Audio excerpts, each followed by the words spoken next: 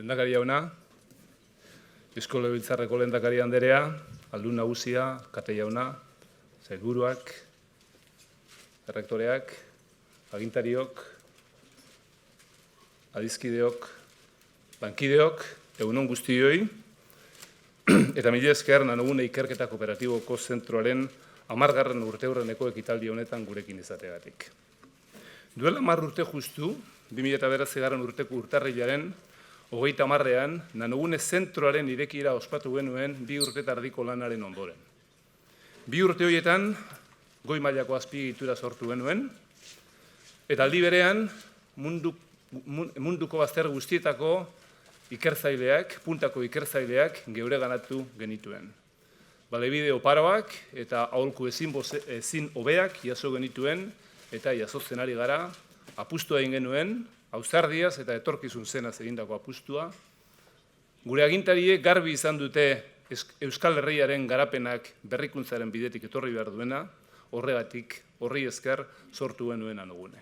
Nanogune nació de la apuesta clara y firme y decidida del gobierno vasco por la investigación y la innovación de vanguardia. 10 urteren bueltan, emaitza oparoak gizarteratu ditugu, ikerketan naiz, ikerketa horren translazioan. Gaurko bezalako egunak gutxi izaten dira. Minutu batzuk hartuko ditut beraz, Nanoguneren sorreraren eta bilakaeraren errepaso txiki bat egiteko, nor garen ulertzeko, nondik zen jakitea beharrezkoa baita. 2005. urtean, hasi zen dena, ni Cambridgeko Unibertsitatean nengoela, eskaintza bat egin zitzaidan, nanozientziaz arituko zen ikerketa zentro berri baten sorrera, edo zentro berri baten sorreraz pentsatzea egiteko edo pentsatzeko eskaintza egin zitzaidan, horren berri edo hori diseinua abiarazteko aukera eskaini zitzaidan. Ideia hura Eusko Jaurlaritzako garaiko industria, merkataritza eta turismo sailaren estrategiaren eta Pedro Miguel Etxenikeren gidaritzapeko DIPC Fundazioaren ekimenaren baitan kokatu zen. Handik urte betera, 2006, Nanogune sortu zen Eusko Jaurlaritzaren bultzadari eta Bazkide Fundatzaileen babesari esker. Bertan izan genituen DIPC Fundazioa, Tecnalia Korporazioa, Ikalau Aliantza, Euskal Herriko Unibertsitatea eta Gipuzkoako Foru Aldundia. Egun hartan bertan, zuzendari nagusi izendatu ninduzuen, nigan uste ona jarri zenuten eta horregatik eskerrak eman behar dizkizuet. Eskerrak ere bai, bioazkien nire eskerri beroenak, CAF, Petronor eta ICOR enpresei, gaur egun horiek ere Nanogureren bazkide baitira. También a comienzos del año 2006, gracias al esfuerzo desinteresado de varios grupos de investigación del DIPC, el Instituto Polimat de la Universidad del País Vasco, Tecnalia e IK4, fuimos capaces de en un tiempo récord ultimar una propuesta sólida en la primera convocatoria del programa Consolida el Ingenio del entonces Ministerio de Educación y Ciencia. Un programa orientado a financiar grupos consolidados que lideraran la ciencia española en un campo determinado. Nuestra propuesta fue seleccionada, de modo que Nanogune adoptó la denominación CIC Nanogune Consolider, convirtiéndose en el primer centro de investigación en ganar ese reconocimiento. 2006. urtean, bertan, irailaren batean, Nanoguneko zuzendaritza lanari ekin nion, unibertsitateko nire eginkizunak alde batera erabat utzi gabe. Lehen egoitza Miramonen izan genuen, Gipuzkoako Teknologia Parkean. Parkea utziko genuen, baina oraindik harreman estua dugu parkearekin. Gaur egun bertan dago esate baterako grafenea, hemen Nanogunen sorturiko lehen enpresa. And that very year, 2006, we put together our International Advisory Committee, which counted with the participation, among others, of the chair, Sir John Pendry, here with us, and the Nobel Prize laureates Jean-Marie Len, also here with us, and Heini Rohr. Hurrengo urtean, eraikuntzarekin hasi ginen. Gure behinbetiko egoitza honen eraikuntzarekin hasi ginen Euskal Herriko Unibertsitateko garaiko errektoreari eta Gipuzkoako kampuseko errektore ordeari esker. Egoitza eraikitzeko erronkari heldu genion helburu jakin batekin. Bertan eduki ahal izatea, nanozientzia eta nanoteknologiako puntako ikerkuntzan aritzeko beharrezkoa izango genukeen tresneria. Hemen, egoitza honetan, sentikortasun handiko esperimentuak egingo genituen, nano eskalan, atomoen eta molekulen eskalan, kanpo perturbazioen eza eskatzen dutenak. Vibrazioak, zarata, erradiazio elektromagnetikoa, eta zikinkeria erabat ekidingo zituzten soluzioak bilatu behar genituela jakinda, arkitekturaren naiz ingenieritzaren abanguardiako talde bat sortu genuen, abanguardiako irtenbideak geure garatu behar izan genituen, eta horretarako lehen mailako lantaldea sortu genuen nazioarteko naiz bertoko arkitekto eta ingeniariekin. Alegin erraldoi horren emaitza izan zen duela 10 urte justu inauguratu genuen, 2009 urtean inauguratu genuen eraikin berezi hau. Egoitza estrenatu genuenerako, lehen 5 ikerketa taldeak martxan jarriak genituen. We succeeded in putting together 5 research groups, as many as we had intended for the first stage of our activity. Now, 2019, we have 10 groups led by 12 excellent scientists from all over the world who, attracted by the expectation generated by the launch of a promising interdisciplinary research center, decided to choose our project and leaving then their position somewhere else and declining offers in other parts of the world. So you trusted our project, and I'm grateful for that. Andreas, Paolo, Rainer, Alex, Raúl, Luis, Felix, Andrei, Emilio, Mato, Nacho, and Andrei, thank you all for staying here with us. Talde sendoa osatu ahal izan dugu. Gure lankide guztien lana bikaina izan da eta izaten ari da. Sin el esfuerzo y buen hacer de todos, absolutamente todos los miembros de la plantilla de Nanogune, algunos permanentes y la mayoría en rotación, no habríamos podido llegar tan lejos. Misio bat eman ziguten, nanozientzian eta nanoteknologian puntako ikerketa egitea, Euskal Herriko lehiakortasun ekonomikoa areagotzeko asmoz. 10 urte iraganik, misio hori bete dugula uste dugu, neurrian gaindika bete dugula uste dugu. Izatez, asko dira emetik pasatu diren ikertzaileak, haietako batzuk une honetan Euskal Herriko zentro teknologikoetan eta enpresetan lanean ari direnak edo arituko direnak. Zientzia aldizkari honenetan hainbat artikulu argitaratu ditugu, nazioartean oihartzun handia izan dutenak eta izaten ari direnak. We've been recognized as a Maria Maeztu Center of Excellence, recognition given to centers that stand out for international impact of their research activity. Y todo esto nos ha dotado de un posicionamiento privilegiado que nos ha permitido abordar la transferencia de tecnología y, en particular, la creación de nuevas empresas de base tecnológica en ámbitos extraordinariamente competitivos, como el del grafeno, ese nanomaterial que consiste en una sola capa de átomos de carbono, en el que somos líderes mundiales. Patenteak ere baditugu, guztiatzen ari direnak. Euskal Herriko zenbait ikerketa talderekin elkarlanean aritu gara, eta hainbat dira gure ikerketaz eta zerbitzuetaz baliatu diren eta baliatzen ari diren enpresak. Datu batzuk emango dizkizuet. We've been lucky to attract 12 senior scientists, 1 research director, Andreas, and 11 Ikerbasque research professors. Worldwide leaders in their fields, now leading a research team composed of nearly 100 researchers, most of them rotating PhD students and postdocs, coming from 25 different countries worldwide. Guztira 110 gara. Nanogune tamainaz txikia da eta halakoxea nahi dugu. Txikia nahi dugu. Baina asko dira emetik, gure laborategietatik pasatu diren ikertzaileak, pasatu direnak. 600 inguru dira, izan dira, 59 herrialdetakoak 10 urte hauetan Nanoguneko gure laborategietan lanean jardun dutenak. Doktoradutza ikasleak, ikertzaile postdoktoralak, Ikerbasque eta Gipuzkoa fellowak, praktiketako ikasleak, eta hainbat ikertzaile bizitari munduan zeharreko beste ikerketa zentro eta unibertsitateetatik denboraldi jakin baterako gurekin lan egitera etorri direnak. We've been publishing in the very best journals, research journals, Science, Nature, and many others.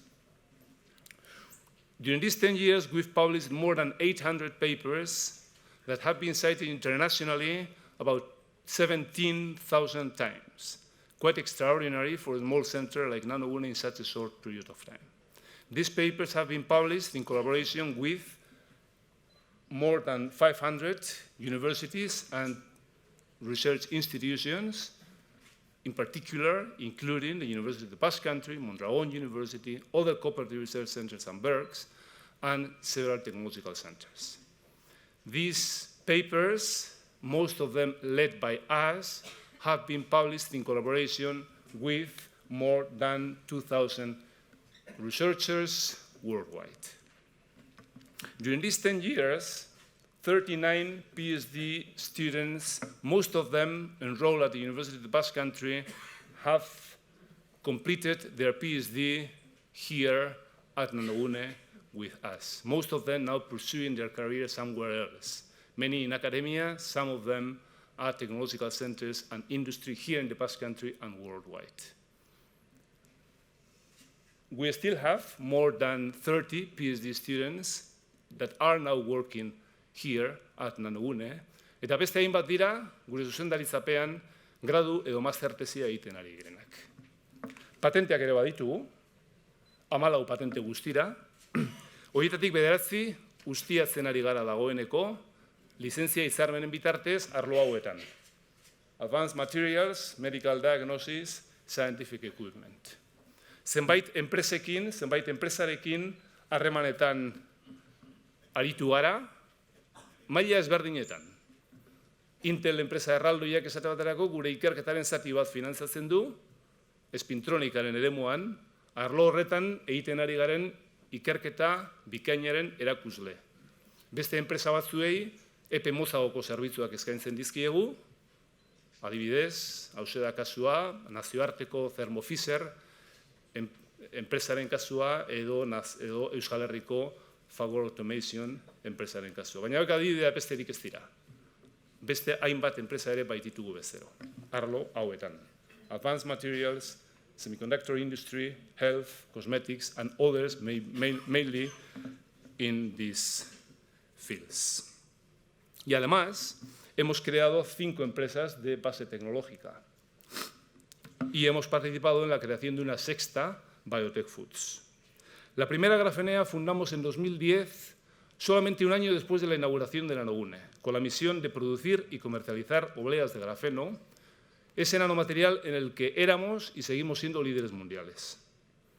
Después de 5 intensos años de lanzamiento de grafenea, en 2015 ya volaba sola y el año pasado, 8 años después de su fundación, dejaba nuestras instalaciones e inauguraba nuevas instalaciones en el Parque Tecnológico de Miramón.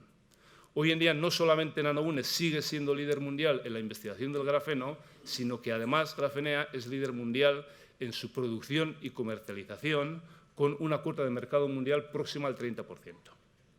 En 2014 fundamos otras 3 empresas de base tecnológica.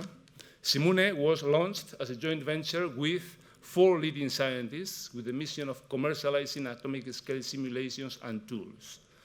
CITEC Nano, seleccionada recientemente por el programa de aceleración de empresas BIND 4.0, was launched as a joint venture with 2 local companies, AVS and Cadinox, with the mission of providing atomic layer deposition, custom coating services, and specific coating tools.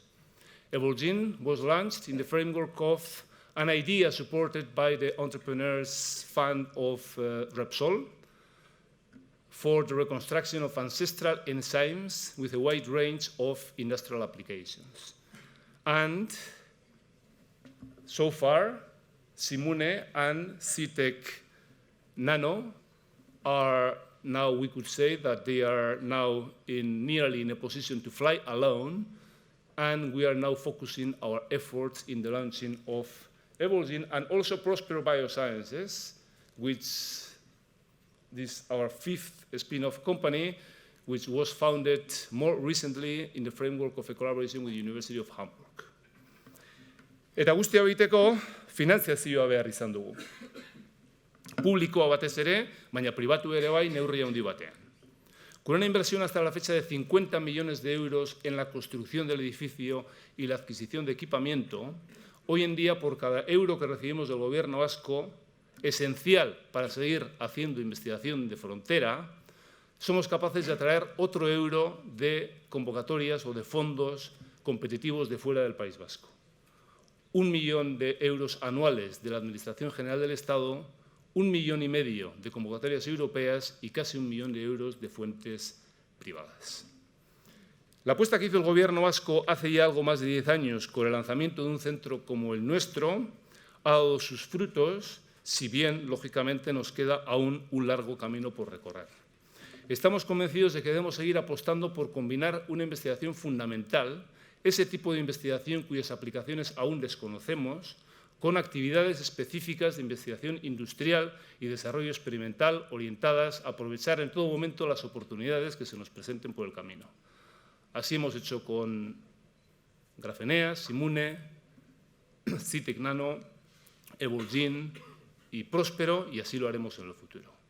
Hortxe segitu behar dugu, puntan, baina hor egoteko, hor segitzeko, trena galduko espadugu, lurralde ezezagunetara eramango gaituen, eraman gintzakeen, puntako ikerketa egin behar dugu, beti ere, industriarekin, gaurko industriarekin eta etorkizuneko industriarekin dugun konpromisoari eutsiz. Horixe da, beraz, horixe da izan ere, txikiaren erronka handia. Mila esker.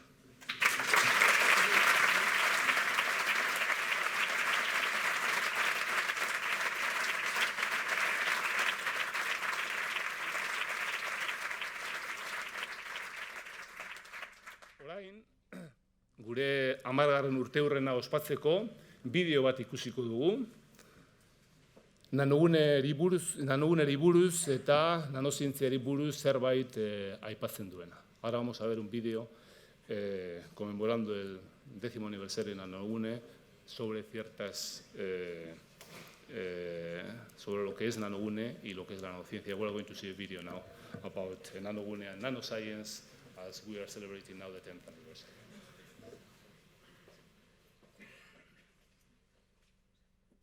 Nano, what is nano?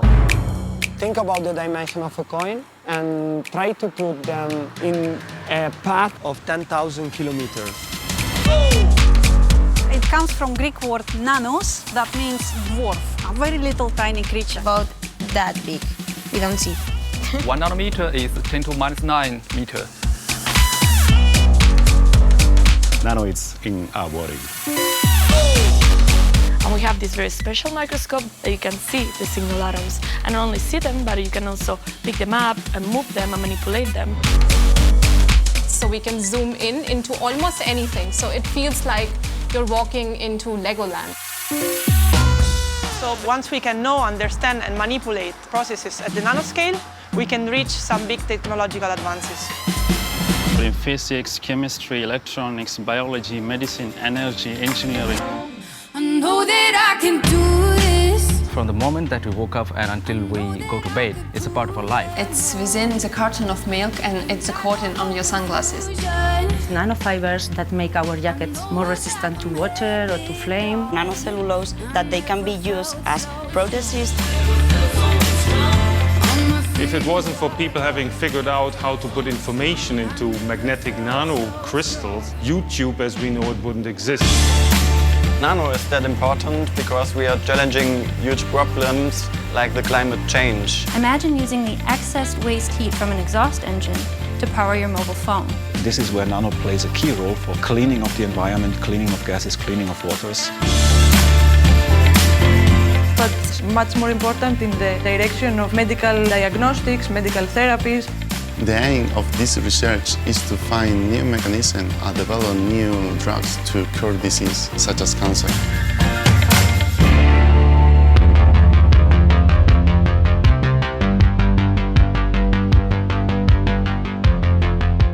idea came out in 2005. At that time, the Basque government was interested in opening a new center at the forefront of nanoscience and nanotechnology. Peter Arque accepted to be the director and elaborate a project in 2005, and here we are. It's one emotion. I've been very impressed with the speed with which the centre has been built up over the past decade, the resources that have been provided, and most of all, the very excellent staff which Chima and Pedro have assembled. When I'm with you. We have about 100 people in 10 research groups.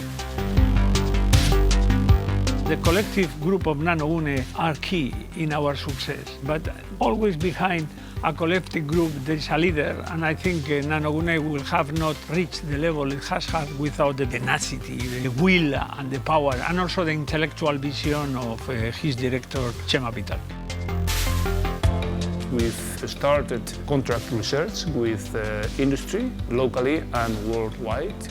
Having a center like NanoUne in the Basque Country is great because it's filling the gap between the research agents and industry. I'm working in a collaboration with Intel. This gives me another perspective of my work because it also looks more to the application-wise and what is the importance for them. Intel research together with Nanogoon will open new ways of detecting spintronic states and manipulating them for application in computing logic and memory. The Nanogoon Intel partnership can play an important role in this revolution. We've been founding new startup companies. The first company we created was Graphenea, that is a worldwide leader in the production of graphene. It is very important to have research centers in different disciplines. For example, in the case of Graphenea, without NanoUne, we wouldn't exist. I just can't do it without you. Here we have people from about 25 different countries worldwide.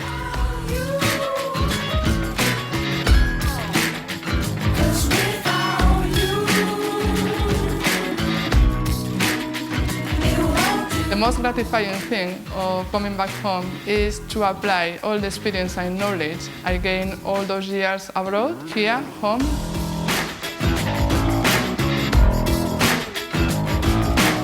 State-of-art equipment is certainly a must, but having the collaborative environment that we have here is probably a plus, a big plus. The culture of this century will be scientific and technological, and only the societies who are aware of this fact will be protagonists of their own future. All I can wish to them is to further develop the way it has been started. So all the best for the next whatever years, 10, 20, 30, and so on.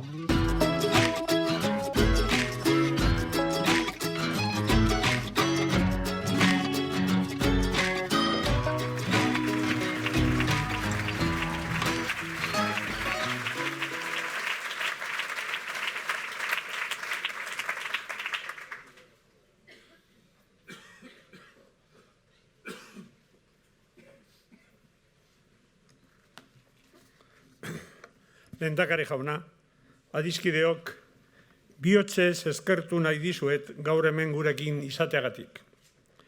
NanoUne sortu zeneko 10. urteurrena ospatzeko. Ospatzea diot, zentzu osoenean.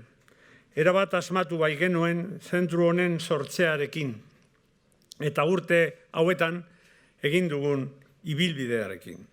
Bidezkoa da horregatik lortu dugunaz gure poza azaltzea eta erakustea. Arrokeriari gabe, baina era berean apalkeriarik gabe ere. Con la creación de NanoUne teníamos un reto especialmente exigente. Se trataba de abrir camino a la investigación, al desarrollo tecnológico conectado directamente con la industria en el entonces incierto campo de la nanociencia y la nanotecnología. Y hacerlo situándonos en la línea de vanguardia de la ciencia internacional. Con satisfacción podemos decir que hemos acertado. En todo éxito es necesaria la suerte. Un personaje de uno de los relatos de Piztiaren izena de Ángel Lertxundi afirma: ahaztu egin zaizu, kasualitateak eraikitzen duela oro. Es una lección de humildad que no debemos olvidar. Pero el éxito nunca es casual, es también causal, si se me permite jugar con las palabras. Es nuestra responsabilidad hacer que la fortuna tenga muy elevadas probabilidades de ocurrir. Para ello solo hay un camino: acertar en el diseño del proyecto y ponerlo en manos de las personas adecuadas para su desarrollo.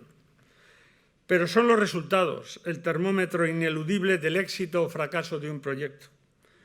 Como dijo Winston Churchill, con su habitual carga de provocadora ironía, however beautiful is the strategy, you should occasionally look at the results. Son los resultados los que corroboran que hemos acertado. Hoy Nanogune está en el mapa mundial de la nanociencia y de la nanotecnología vinculada a la industria. La celebración de hoy hunde sus raíces en aciertos que preceden y que trascienden a Nanogune. Nuestro país ha estado al margen de la investigación científica y tecnológica durante largo tiempo, pero en estos decenios hemos avanzado significativamente. Puedo decir con orgullo que el cambio cualitativo trascendental, el cambio de rumbo, se inicia con la recuperación de la autonomía política y la constitución del primer gobierno vasco posterior a la transición, del que me honro extraordinariamente en haber formado parte. En su programa, en 1980, apostaba firme y decididamente por impulsar la investigación científica y tecnológica, sobre la base de una profunda convicción que, cito textualmente, la investigación en todos los aspectos es vital para nuestro país, porque no puede haber un desarrollo tecnológico ni una economía fuerte sin una infraestructura de investigación científica y tecnológica que le sirva de base. Esta decisión abrió el camino a un profundo cambio en el mundo de la investigación científica en nuestro país.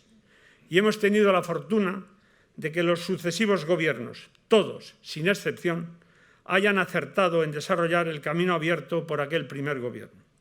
Unos gobiernos que en momentos cruciales han impulsado importantes saltos cualitativos en el desarrollo de nuestro sistema de ciencia y tecnología.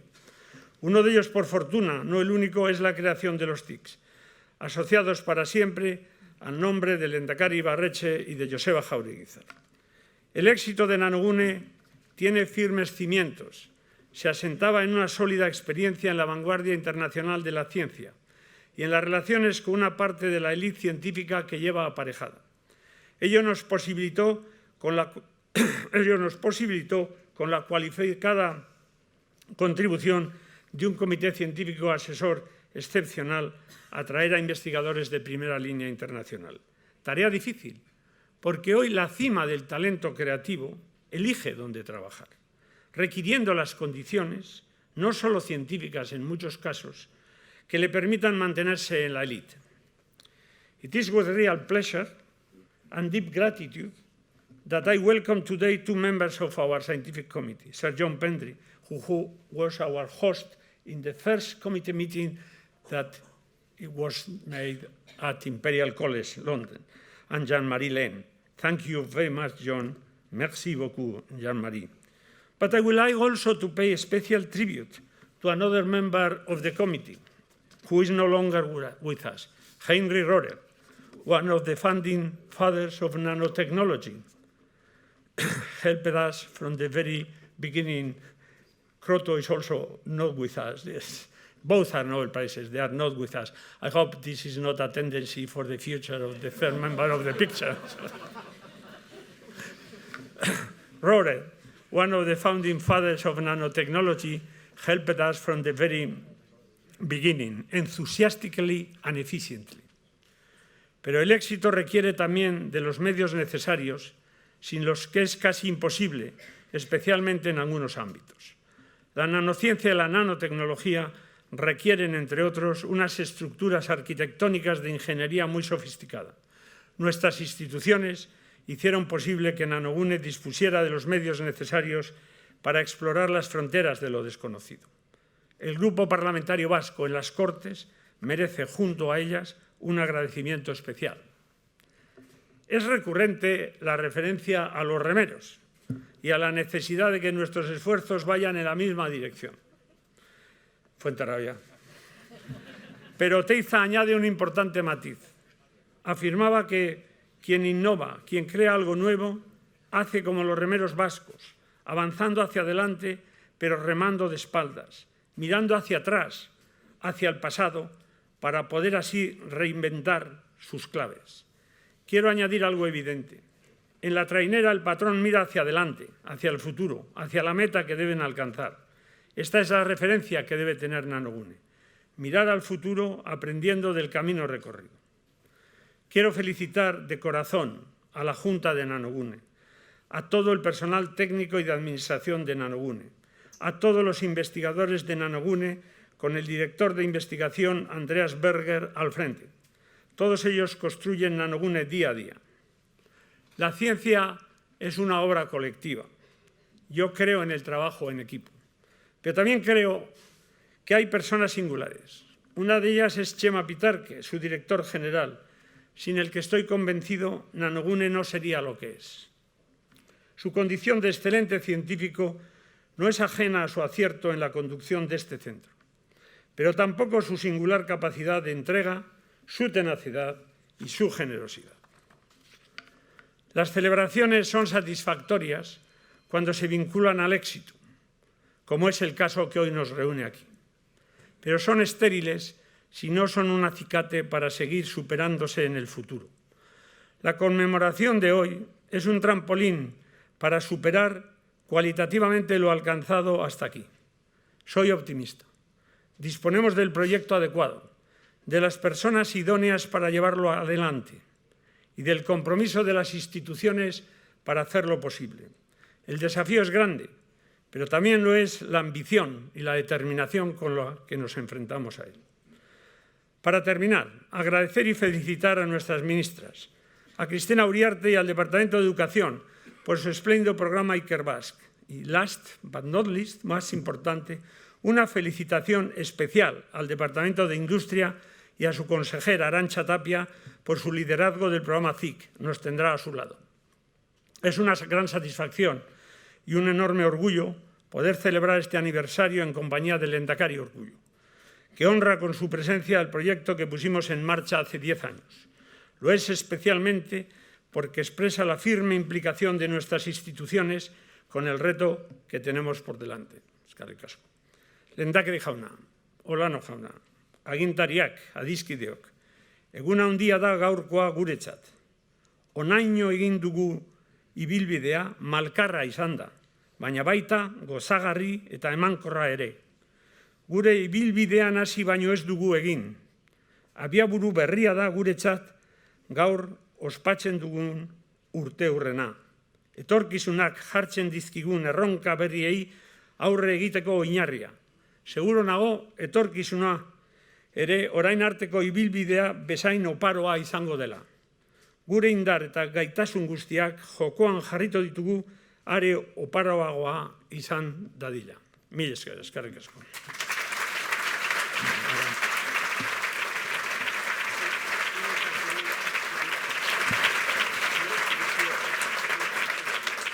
Eta orain, Markel Olano ahaldun nagusia du hitza. Markel. Eskerrik asko, Pedro Miguel.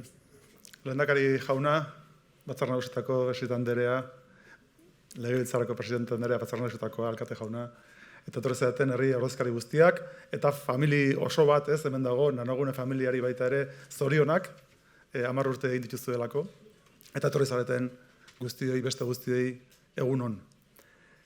Argazkiak ikusten dira, ikusi ditugu hemen, 10 urte pasa ondoren, orain dela 10 urteko argazkietan ni neun egoen, garai hartan Foru Aldundian diputatu nagusi bezala, gero 4 urte osasungarri pasatu nituen oposizioan, eta berriro hemen nago berriro ere arduran. Eta nik uste dut, Txema Pitarkek berak aipatzen zuen, ez, garai hartan inaugurazioa egin genuenean, markatzen genituen Nanoguneentzako bi helburu nagusi. Bata zan, zientzian eta teknologian bere ekarpen excelentea egitea, benetan punta-puntako egitea, eta bigarrena zan, bere ekarpena egitea baita ere gure industriari, gure ekonomiari eta bere lehiakortasunari. Bi helburu nagusi horiek bete-betean lortu direla aipatzen zuen berak, eta nik konfirmatzen dut. Euskal erakundeok ikuspegi bera daukagu, iruditzen zaigu datuetan, berak eman dituen datuetan azpimarratzen dela, baina batipat nik uste dut nanoegunek lortu duela niretzako funtsezkoa den elementua eta da.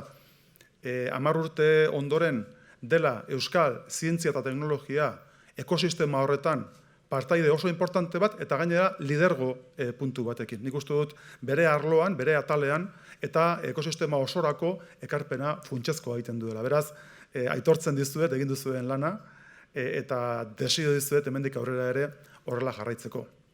En todo caso, una segunda idea que a mí me gustaría subrayar, el hecho de que seguramente hace 10 años os acordaréis cómo comenzábamos a vivir esa cruda crisis económica que hemos tenido que sufrir estos últimos años. Empezó el 2008, finales, y el 2009 ya comenzó con fuerza. En aquellos tiempos no pensábamos que, aparte de la crisis económica, también íbamos a tener una ola muy importante, una ola que ha venido a ser definida como la crisis de las democracias occidentales, las democracias liberales. Estamos viviendo una ola de populismo, una ola basada en el miedo, en la manipulación. Y yo pienso, se dice, y más de uno dice, que necesitamos una nueva ilustración, que tenga como base la razón, que tenga como base, pues al final la ciencia y el conocimiento que nos traslada la ciencia. Por lo tanto, tener a Nanogune en Donostia, en Guipúzcoa, en Euskal Herria, es un privilegio. Entre otras cosas porque tenemos un conocimiento científico que nos asienta en la razón y en la verdad, para hacer frente a la mentira y a la manipulación.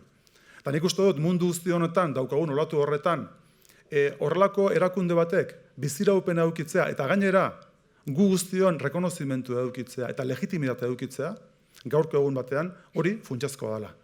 Eta hori besterik ez nuen esan behar. Niretzako bintzet zuek dakuzen papera, seguruan ez zuek uste duzuena, baina askoz garrantzitsua da. Eta gizarteak hori egunero errekonozitu egin behar dizu. Beraz, eskerrik asko berriro egiten duzuen lanengatik. Mila esker.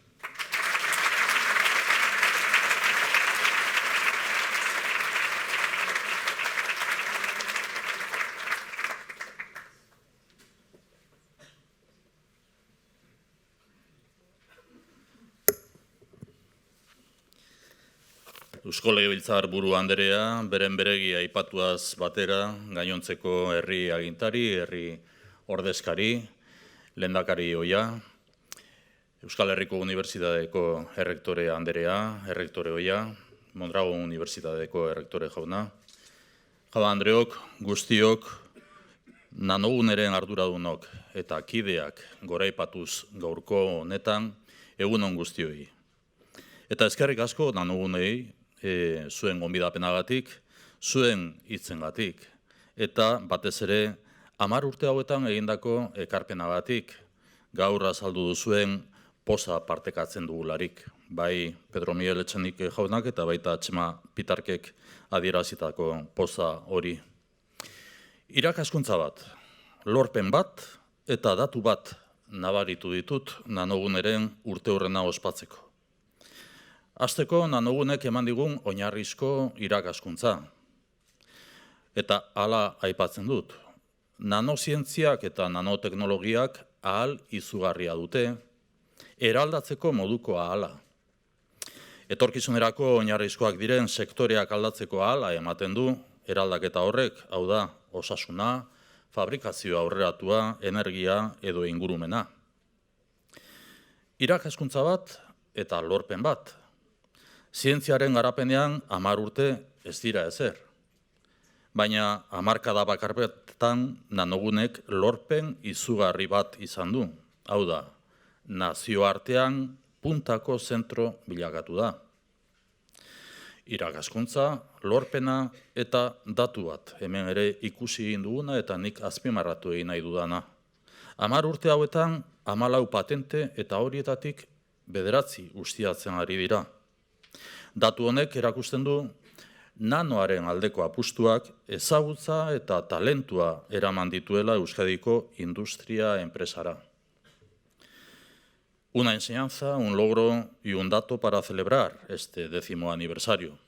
Comienzo por la enseñanza básica y cito textualmente también una referencia.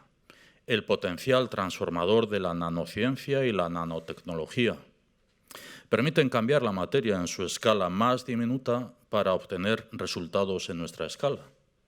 Esta transformación le confiere potencial para cambiar sectores básicos para nuestro futuro: fabricación avanzada, energía, biosalud o medio ambiente. Potencial para transformar la industria del presente, aportar eficiencia y valor añadido, avanzar en la nueva industria del futuro. Entre todos los comentados destaco un logro en estos 10 años. Nanogune ha logrado situarse como un centro puntero internacional. Nació con la ambición de estar a la vanguardia del presente científico y tecnológico. Solo desde esa posición es posible avanzar y competir con los mejores. Nadie se lo ha regalado, nadie os lo ha regalado. Nanogune lo ha logrado con un proyecto claro y compartido, con un trabajo constante y tenaz. Para terminar, un dato que ya se ha reflejado también en la proyección, pero que me interesa resaltar. 14 patentes en 10 años y 9 de ellas en explotación. La apuesta nano ha supuesto la traslación práctica de conocimiento y talento al tejido industrial vasco. La enseñanza, el logro y el dato es, además, que nos encontramos juntos, como destacabais tanto Pedro Miguel como también Chema. Creemos en la filosofía de Auzolana y queremos seguir colaborando. Colaboración que va a conocer un nuevo paso con Basque Research and Technology Alliance. Tenemos ambición de seguir mejorando y creciendo como sociedad y como país.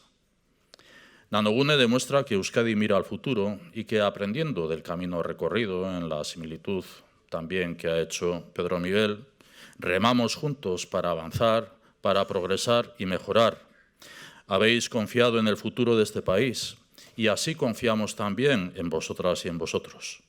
Pedro Miguelek aipatu duen abiaburu berri honetatik etorkizunari begiratzen diogu. Batera gaude, estropadak gustuko ditugu, baita eguraldi txarra denean ere, eta auzolanean sinesten dugu. Orain arteko lankidetzak indar berezia izango du Euskadiko ikerketa eta teknologia aliantza berriarekin.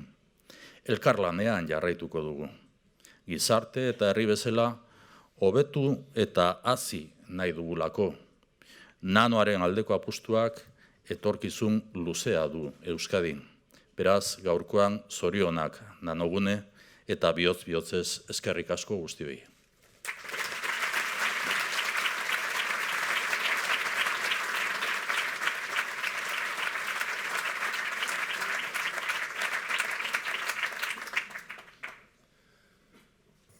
Honekin bukatzen dugu gaurko ekitaldia.